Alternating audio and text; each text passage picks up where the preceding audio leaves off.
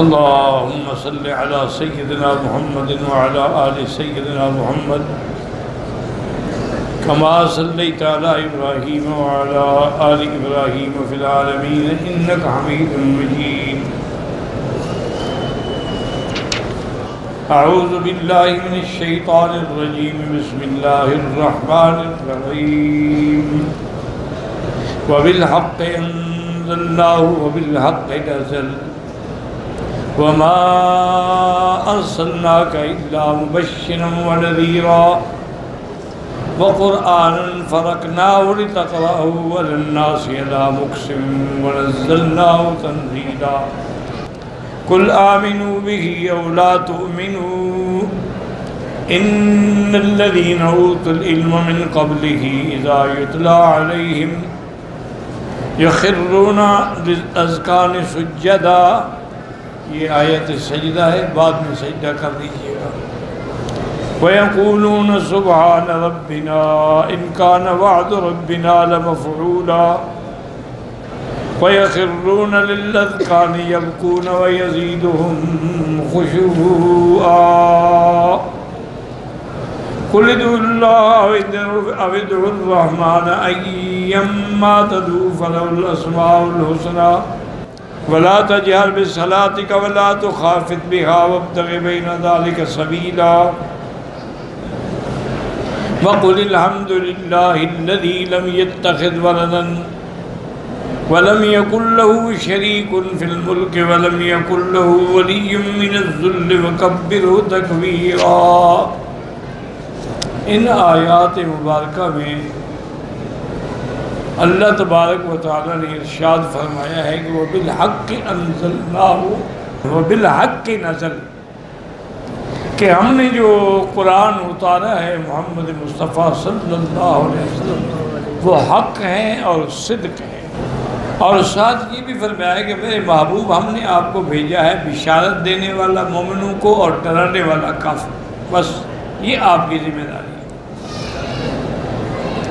وَقُرْآنًا فَرَقْنَاهُ، قرآن کو ہم نے تھوڑا تھوڑا کر کے اتارا، یعنی یکدم نہیں اتارا ہے. اس کی وجہ کیا ہے؟ تاکہ آپ تھوڑا تھوڑا لوگوں پر پڑھیں اور آپ کو یاد کرنا بھی آسان ہو اور پہنچانا بھی آسان ہو، تاکہ آپ لوگوں پہ پڑھیں آسانی سے. وَنَزَّلْنَاهُ تَنزِيلًا، اور ہم نے اتارا ہے قرآن کو تھوڑا تھوڑا کر کے، سورتاً سورتاً نجماً نجماً آیتاً آیت. ایک بات یاد رکھیں کہ اللہ کا کلام جو ہے ایک تو وہ پورے کا پورا لوح محفوظ میں محفوظ ہے، بل ہوا قرآن مجید فی لوح محفوظ. ایک اب اللہ تعالیٰ نے اس کو لوح محفوظ سے پورا کامل قرآن جو ہے وہ اتارا ہے آسمان دنیا پر بیت العزت میں، جس کو اللہ نے سورۃ القدر میں فرمایا کہ انا انزلناہ فی لیلۃ القدر. تو جب لفظ انزلنا ہو تو معنی پورا اتارا، اور جب لفظ ہو نزلنا معنی تھوڑا تھوڑا اتارا. تو لوح محفوظ میں بھی پورا محفوظ ہے، پھر بیت العزت میں بھی پورا محفوظ. اس کے بعد پھر اللہ کے حکم سے بیت العزت میں جو قرآن پاک ہے اس کو لے کر جتنی آیات کا حکم ہوتا حضرت جبریل علیہ السلام حضور صلی اللہ علیہ وسلم پہ نازل ہوتے. اور سب سے پہلی وحی جو ہے وہ غار حرا میں مکہ مکرمہ میں آئی، اور 5 آیتیں نازل ہوئی. اقرأ بسم ربک الذی خلق خلق الانسان من علق اقرأ وربک الاکرم الذی علم بالقلم علم الانسان ما لم یعلم. یہ 5 آیتیں. اسی طرح پھر تقریباً 23 سال میں حضور پاک پہ مختلف وقت میں کبھی 10 آیتیں، کبھی پوری صورت، کبھی آدھی صورت تھوڑی تھوڑی اترتی رہی، کبھی مکے میں، کبھی مدینے میں، کبھی راستے میں، کبھی تبوک میں، کبھی بدر میں، جیسے جیسے حالات آتے رہے قرآن اترتا. اب اس میں 2 چیزوں کا لحاظ رکھیں. ایک تو اللہ کا قرآن جو ہے وہ لوح محفوظ میں محفوظ ہے، اس کو لانے والا کون ہے؟ جبریل امین، جس کو اللہ نے خود لقب دیا ہے کہ امانت والا، نزل بہ الروح الامین، روح کہتے ہیں جبریل، اور امانت والا ہے وہ اللہ کے وحی میں خیانت نہیں کرتا۔ اچھا اب زمین میں کہاں اتارا؟ اللہ قلبک، میرے محبوب ہم نے تیرے سینے پہ اتارا، تیرے دل پہ اتارا، لتکون من المنذرین، یعنی آسمانوں میں اچھی جگہ کیا تھی؟ لوح محفوظ، اور زمین میں اچھی جگہ کیا تھی؟ حضور پاک کا دل مبارک، اس لیے اللہ نے اپنے قرآن کو اسی پہ اتارا۔ اور قرآن پاک کی یاد رکھیں گے عظمت ہے کہ انسان اس کو جب بھی پڑھے، اس کی شرائط ہیں کہ وہ پاک ہو، لباس پاک ہو، جگہ پاک ہو، اور اس کا دل جو ہے وہ بھی کفر اور شرک سے پاک ہو، اور وہ ہدایت کے لیے پڑھے، اعتراض کے لیے نہ پڑھے، اور پھر قرآن کو کسی اونچی جگہ پہ رکھے۔ اور بعض علماء تو اتنے ادب کرتے تھے کہ قرآن کی طرف پاؤں بھی نہ کریں۔ ہمارے مدینہ منورہ میں ایک بہت بڑے عالم تھے، مولانا بدر عالم، انہوں نے بڑی اعلیٰ کتابیں تصنیف فرمائی ہیں۔ بہرحال اللہ نے ان کو علم بھی دیا تھا، حلم بھی دیا تھا، ولایت بھی عطا فرمائی تھی۔ وہ فوت ہو گئے، دفن ہو گئے۔ اب قدرتی بات یہ ہے کہ مدتوں کے بعد، کیونکہ قاعدہ یہ تھا عرب میں کہ ایک مردے کو جب دفن کر دیتے ہیں 6 مہینے کے بعد قبر کھود کے اس کی ہڈیاں الگ کر لیتے ہیں، اس جگہ پھر دوسرا مردہ دفن کر دیتے۔ تو ان کی قبر مبارک جب کھولی گئی تو دیکھا کہ بالکل پورا کا پورا یعنی ذرا کفن بھی میلا نہیں ہوا، اور ایسا معلوم ہوتا ہے کہ داڑھی مبارک کو ابھی انہوں نے تیل لگایا، بند کر دی گئی قبر۔ سال کے بعد پھر کھولی گئی، پھر اسی طرح، پھر سال کے بعد کھولی گئی تو پھر بھی حضرت اسی طرح، پھر انہوں نے فیصلہ کیا کہ اس قبر کو نشان لگا دو، یہ کبھی نہ کھولی ہے۔ تو ان کے گھر والوں سے پتہ کیا اور ان کے شاگردوں سے پتہ کیا، ان کے کچھ عزیز جو ہیں وہ ابھی تک بھی مدینہ منورہ میں ہیں، ان سے پتہ کیا کہ ابھی اللہ نے جو ان کو یہ مقام دیا کہ ان کا جسد محفوظ ہے، کوئی تغیر نہیں، کوئی تبدل نہیں، کون سا ایسا عمل تھا حضرت کا جس کی وجہ سے اللہ نے ان کو نوازا ہے؟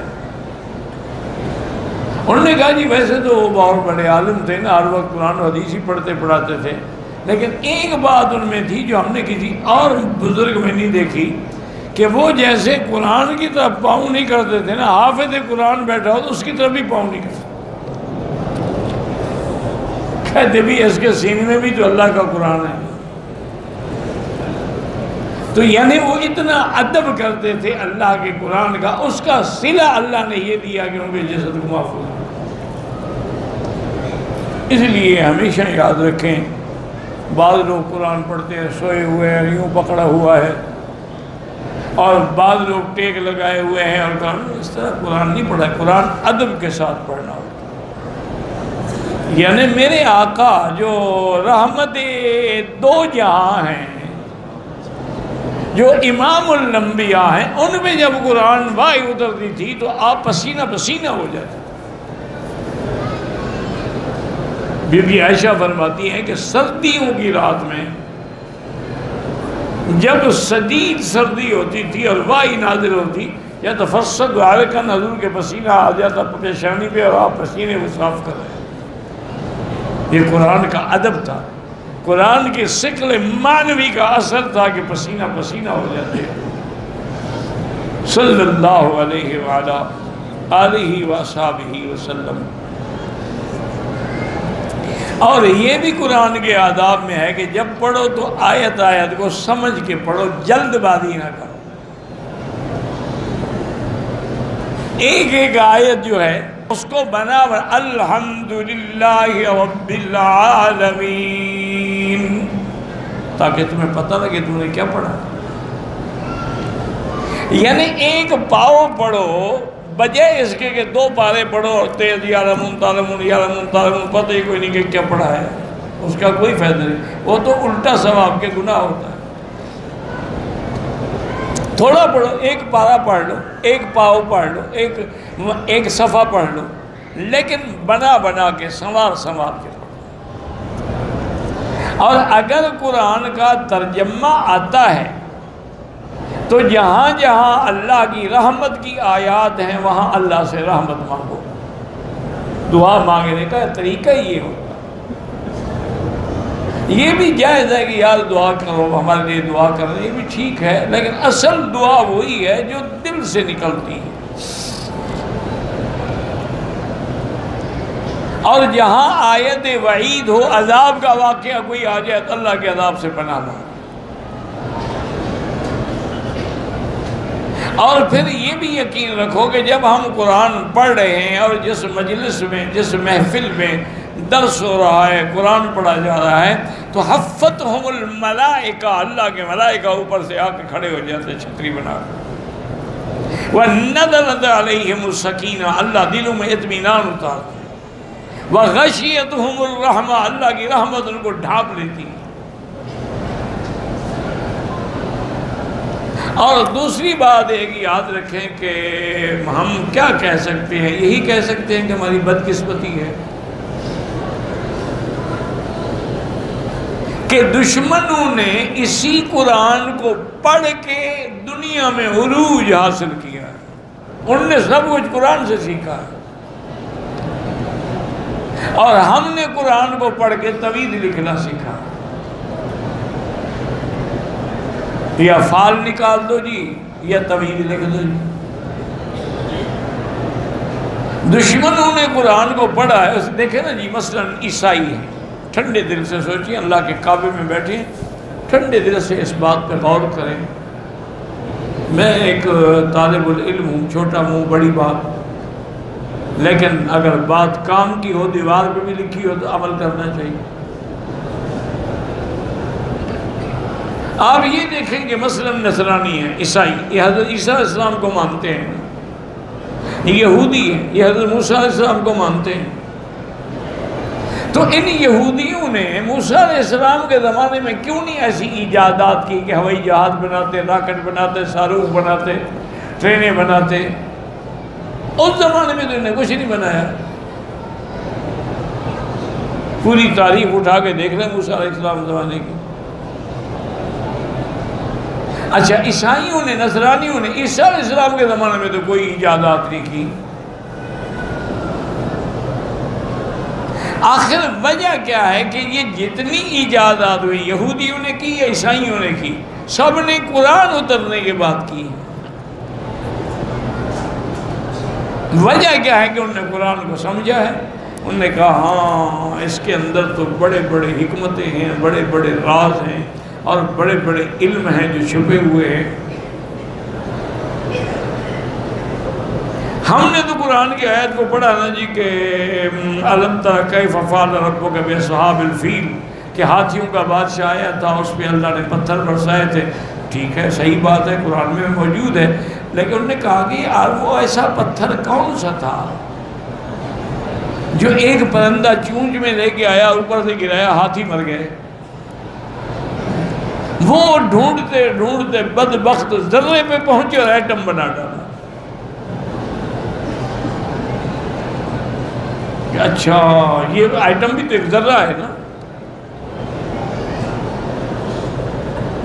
اسی طرح انہوں نے کہا کہ بھائی یہ کیا بات ہے کہ جن تو بڑی طاقت رکھتے ہیں، جو آسمانوں تک پہنچ جاتے ہیں، جہاں چاہیں پہنچ جاتے ہیں، دریا عبور کر لیتے ہیں، ہواؤں میں اڑ جاتے ہیں، یہ کیا بلا ہے کہ آپ یہ کہتے ہیں کہ جب ہم آسمانوں کی طرف جاتے ہیں وجدناہا شہابا رصدا، وہاں پیرا لگا ہوا ہے، اور اگر ہم قریب جانے کی کوشش کرتے ہیں تو اللہ کی طرف سے ایک ایسا میزائل آتا ہے رجوما للشیاطین، جو لگے تو ہمیں پاگل کر دیتا ہے یا قتل کر دیتا ہے۔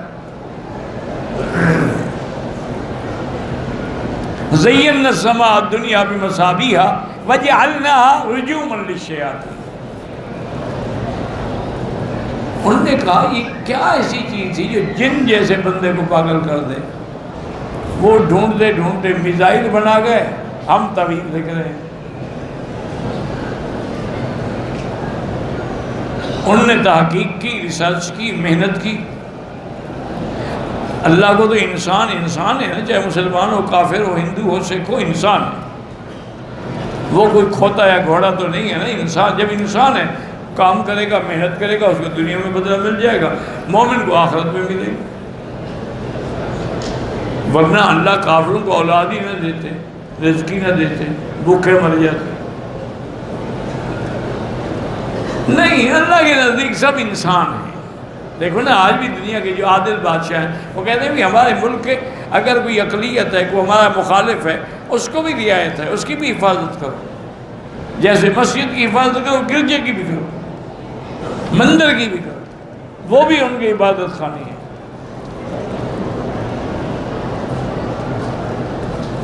تو آخر ان کو یہ باتیں جو ہیں وہ سمجھ آئیں اور انہوں نے قرآن پڑھ پڑھ کے سمجھا اور اس مقام پہ پہنچے۔ اچھا، انہوں نے کہا کہ یہ قرآن جو کہتا ہے کہ سلیمان علیہ السلام کا ایک تخت تھا، سخرنا لہ الریح، ہم نے ہوا تابع کر دی اور وہ اس کو اڑا کے لے جاتی تھی، اور اس تخت پہ سلیمان علیہ السلام بھی ہوتے تھے، آپ کی کابینہ کے وزراء بھی ہوتے تھے اور بھی جن سردار بھی ہوتے تھے، اور ایک مہینے کا سفر جو ہے صبح کو اٹھتا اور دوپہر کو ایک مہینے کا سفر طے کر لیتا، غدوها شہر ورواها شہر۔ پھر آپ کھانا کھاتے، آرام کرتے، پھر شام کو پھر اپنے تخت پہ بیٹھ جاتے، اڑتا ایک مہینے کا سفر۔ انہوں نے کہا یہ ایسی کیا چیز تھی کہ ایک مہینے کا سفر جو ہے وہ 4 گھنٹے میں طے ہو جائے؟ وہ ڈھونڈتے ڈھونڈتے انہوں نے ہوائی جہاز بنا لیے، انہوں نے جیٹ بنا ڈالے، انہوں نے جیمبو جیٹ بنا ڈالے، انہوں نے کنکارڈ بنا ڈالے، انہوں نے ایسے ہوائی جہاز بنائے آدمی کی آواز سے بھی تیز رفتار ہے۔ اور ہم کہاں کھڑے ہیں؟ ہم اسی جگہ کھڑے ہیں۔ مولوی صاحب قرآن کھول کے تھا فالتو بتائیں میرا بیٹا گم ہو گیا کہاں ہے۔ مولوی صاحب کو تو اپنی بیوی کا بھی پتہ نہیں کہ گھر بیٹھی ہے یا نہیں ہے، تیرے بیٹے کا وہ بتا دے گا۔ بس پاگل بنانے والی بات ہے۔ اس کی وجہ کیا ہے کہ انہوں نے ترقی کی اور ہم نے نہیں کی۔ ہم بھی تو انسان تھے نا۔ وجہ یہ ہے کہ جو پہلا سبق تھا وہ ہم بھول گئے۔ پہلا سبق کیا تھا کہ اقرا، پڑھو۔ ہم نے کہا پڑھنا نہیں ہے، ہم تو بس کوئی اندھے شندے جو ہیں ان کو قرآن پڑھائیں گے، جو ڈھولے لنگڑے ہیں ان کو جو کسی کام کے نہ ہوں، اور جی ان کو مسجد میں ڈال دو، چلو وہ حافظ بن جائے گا، روٹیاں تو مل جائیں گی۔ جو کام کے لڑکے ان کو تو آکسفورڈ بھیجیں گے، ان کو ہم قرآن تھوڑا پڑھائیں گے۔ ان کو تو ہم نے ہارورڈ یونیورسٹی میں پڑھانا ہے، ان کو ہم قرآن پڑھا کے مولوی تھوڑا بنائیں گے۔ وہ تو بیرسٹر بنیں گے، لائر بنیں گے، اسکالر بنیں گے۔ یہی وجہ ہے کہ آج تقریباً 56 ملک ہیں اسلام کے نام پر، ہیں تو اسلام کے نام پر ہی، اسلام تو کہیں نہیں ماں سوا سعودی عرب کے۔ یہ ایک واحد ملک ہے جہاں اسلام نافذ ہے، قرآن نافذ ہے، اس کے مطابق فیصلے ہوتے ہیں عدالتوں۔ باقی تو ہم صاحب نام کے ہیں، اسلامیہ جمہوریہ پاکستان، اور لڑکیاں ننگی ناچ رہی ہیں۔ اسلامی جمہوریہ یہی ہے، اسلامی جمہوریہ پاکستان، اور شراب کی فیکٹریاں۔ اسلامیہ جمہوریہ پاکستان اور چکلے میں بیٹھنے والی طوائف کو بھی زنا کے لیے لائسنس دیا جاتا ہے۔ یہ اسلامیہ جمہوریہ، کیوں اسلام کے نام سے مذاق کرتے ہو؟ نہیں رکھ سکتے، اسلام پر عمل نہیں کرتے، نام رکھنے کی کیا ضرورت؟ ویسے ہم اسلامیہ جمہوریہ پاکستان، لیکن قانون لارڈ مکالے کا ہے، انگریز کا ہے۔ آج بھی ہمارے ہر دفتر میں انگریزی بولی جاتی ہے، اردو بولتے بھی شرم آتی ہوں،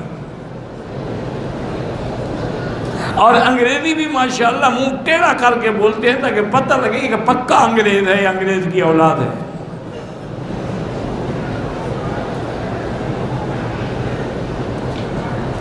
عربی تو ہمارے بڑے بڑے جو منسٹر ہیں ان کو سورۃ قل هو اللہ احد بھی نہیں آتی، اتفاق سے اس کو پڑھنی پڑ گئی، وہ نہیں پڑھ سکا بیچارہ۔ لا حول ولا قوة الا باللہ العلی العظیم، انا للہ و انا الیہ راجعون۔ تو 56 ملکوں میں اس وقت تقریباً 600 یونیورسٹی ہے، اور جاپان کے اندر 1000 یونیورسٹی ہے۔ ان کے ایک ملک میں 1000، ہمارے 56 ملک میں 600۔ تو مقابلہ کیسے کریں گے جناب؟ 1000 یونیورسٹی میں اگر ہر یونیورسٹی میں ایک آدمی بھی پی ایچ ڈی نکلے تو 1000 نکلے گا نا سال میں۔ ہمارا تو 600 میں، سال میں 600 بھی مشکل سے نکلے گا۔ اور ہماری جو 600 یونیورسٹیاں ہیں ان میں انٹرنیشنل لیول پر، عالمی سطح پر تقابل کیا جائے تو 3-4 ہیں، اور سب سے اہم یونیورسٹیاں پتہ ہے کس کی ہیں؟ یہودیوں کی۔ اور آج بھی وہاں باقاعدہ دور حدیث پڑھایا جاتا ہے، بخاری شریف پڑھائی جاتی ہے، یہودی پڑھاتے ہیں۔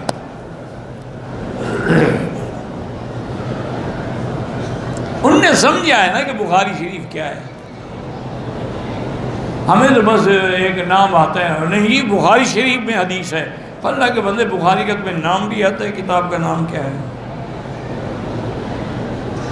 بخاری تو بخارا کی طرف نسبت ہو گئی کہ ابو محمد بن اسماعیل جو تھے بخارا کے رہنے والے تھے، بخاری کہلائی۔ امام ترمذی کے رہنے والے تھے، ترمذی کہلائی۔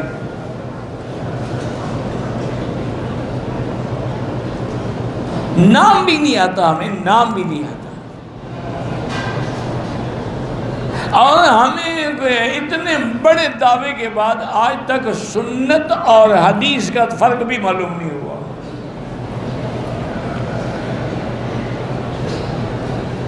کہ بعض چیزیں حدیث میں ہیں، ثابت ہیں، لیکن سنت نہیں ہے۔ حضور نے کھڑے ہو کے پیشاب فرمایا ہے، ثابت ہے، صحیح بخاری کی حدیث ہے، لیکن سنت تو نہیں ہے۔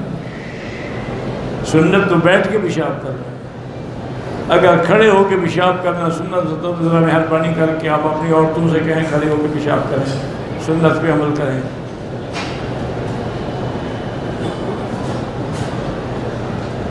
وہ تو ایک وجہ تھی، عذر تھا، حضور نے کھڑے ہو کے پڑھ لیا، یا امت کو بچانے کے لیے بھی کھڑے ہو کے پڑھ لیا کہ کبھی اگر کوئی ضرورت پڑ جائے تو جائز ہے، لیکن سنت تو نہیں ہے۔ حضور نے بچی کو کندھے پہ رکھ کے نماز پڑھی، ثابت ہے، حدیث ہے، لیکن سنت تو نہیں ہے۔ وہاں تھوڑا کہ ہم پہلے بچی لے آئیں، کندھے پہ رکھ کے پھر نماز پڑھیں۔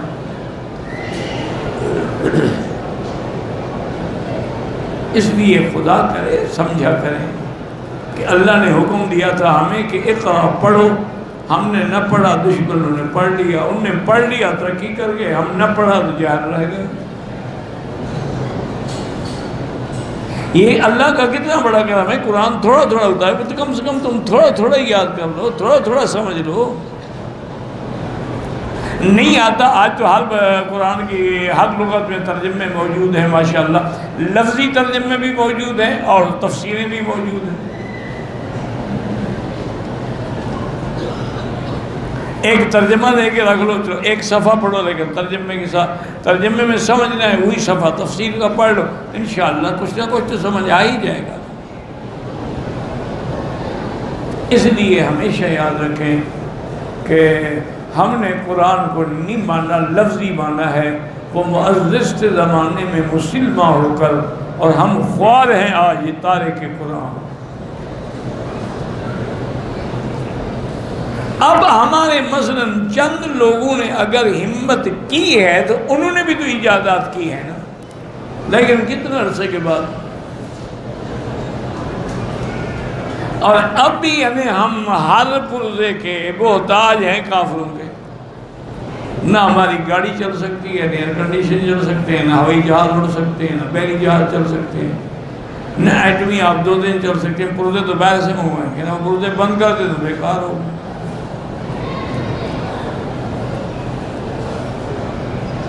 اس لیے قرآن کہتا ہے کہ کتنا پیارا لفظ ہے، ایک ہی لفظ میں سارا مسئلہ ہی حل ہے اگر اللہ غور کی توفیق دے. غور نہ کرو تو وَبِالْحَقِّ أَنزَلْنَاهُ وَبِالْحَقِّ نَزَلَ. اللہ نے فرمایا ہم نے سچ کے ساتھ قرآن اتارا اور اس میں سچ کے سوا کچھ بھی نہیں. اس میں بھی سچ ہے، حق ہے، صداقت. اور میرے محبوب ہم نے اس لیے نہیں بھیجا کہ آپ زبردستی کسی کو مسلمان کریں، بالکل نہیں. وَمَا أَرْسَلْنَاكَ إِلَّا مُبَشِّرًا وَنَذِيرًا. جو ایمان لائیں ان کو آپ جنت کی خوشخبری دیں، اور جو نہ لائیں ان کو اللہ کے عذاب سے ڈرائیں. بس مانے نہ مانے آپ چھوڑ دیں. وَقُرْآنًا فَرَقْنَاهُ. ہم نے قرآن تھوڑا تھوڑا کر کے 23 سال میں آپ پہ اتارا ہے. کیوں؟ لِتَقْرَأَهُ عَلَى النَّاسِ. تاکہ آپ تھوڑا تھوڑا لوگوں کو پڑھ کے سنائیں، سمجھائیں، دعوت دیں. وَنَزَّلْنَاهُ تَنزِيلًا. اور ہم نے اس کو تھوڑا تھوڑا کر کے اتارا ہے. اللہ نے فرمایا میرا مدنی آپ کافروں کو کھل کے کہہ دیں قُلْ آمِنُوا بِهِ أَوْ لَا تُؤْمِنُوا. ایمان لاؤ یا نہ لاؤ تمہاری مرضی ہے، کوئی جبر نہیں. إِنَّ الَّذِينَ أُوتُوا الْعِلْمَ مِنْ قَبْلِهِ. وہ لوگ جن کو اللہ نے تمہارے آنے سے پہلے علم عطا فرمایا، اہل کتاب تھے، اہل تورات تھے، اہل انجیل تھے، جب ان پہ اللہ کی آیات پڑھی جاتی اذا یتلی علیہم یخرون للاذقان سجدا. وہ اپنی ٹھوڑیوں کے بل زمین پہ گر جاتے تھے سجدے کے لیے. اللہ کے قرآن کی عظمت. وَيَقُولُونَ. اور کہتے ہیں سبحان ربنا.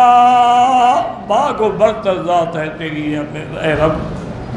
إِن كَانَ وَعْدُ رَبِّنَا لَمَفْعُولًا. اور رب کا وعدہ جو ہے وہ ہر حال میں پورا ہوگا. وَيَخِرُّونَ لِلْأَذْقَانِ يَبْكُونَ وَيَزِيدُهُمْ خُشُوعًا. وہ اپنے نچلے حصے زمین پہ گرا دیتے تھے اور پھر اللہ کا سجدہ کرتے تھے. اللہ تبارک و تعالیٰ کے سجدے کے ساتھ پھر ان کا ایمان بڑھ جاتا تھا، تسلیم بڑھ جاتی تھی، ان کا تزکیہ بڑھ جاتا تھا. اسی لیے فرماتے ہیں کہ جس نے ہدایت طلب کی ہم نے ان کو ہدایت دی، ہم نے ان کو تقوی نصیب فرمایا. تو قرآن پاک کی ایک صفت یہ بھی ہے کہ قرآن پاک میں جب آیت سجدہ آئے تو اللہ کا شکر ادا کریں اور اللہ تبارک و تعالیٰ کا سجدہ کیا کریں. واللہ اعلم.